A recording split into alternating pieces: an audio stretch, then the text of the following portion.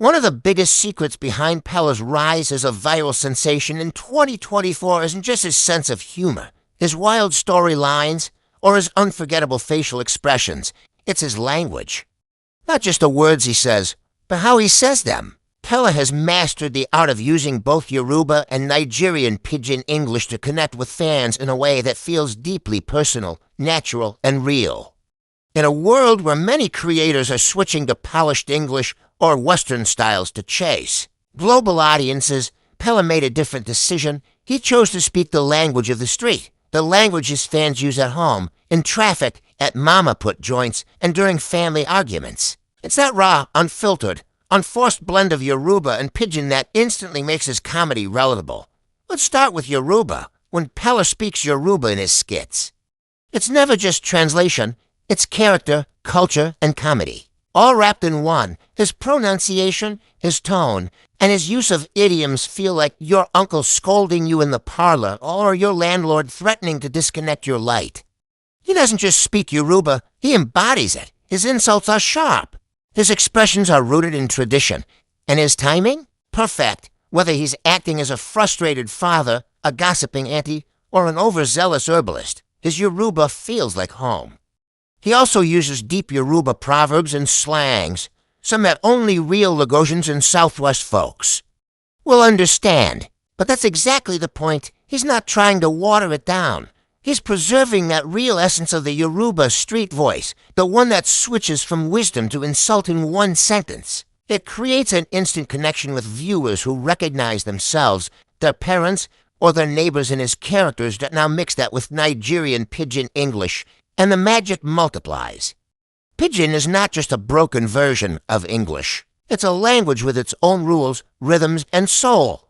It's how most Nigerians joke, argue, hype themselves, and express frustration, and Peller uses it effortlessly, in fact.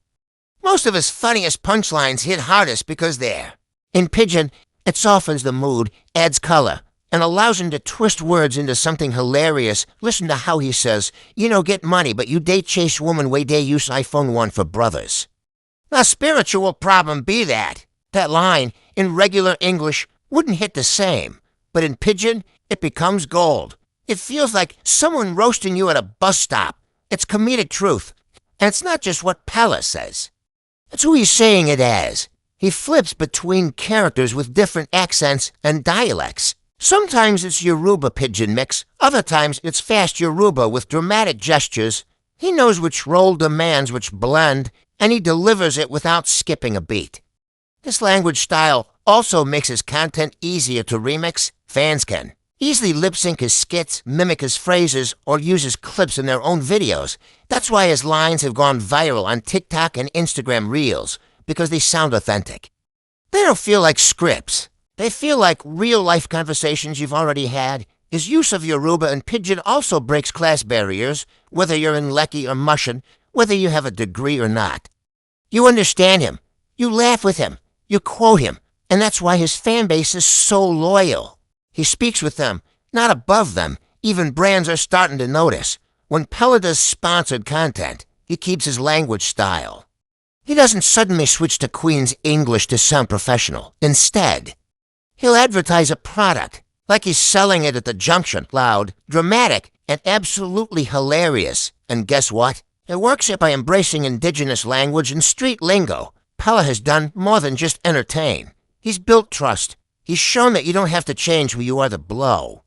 You don't have to sound foreign to go viral, and you don't have to package your identity in English to be respected in a time when many young Nigerians are under pressure to present a global version of themselves.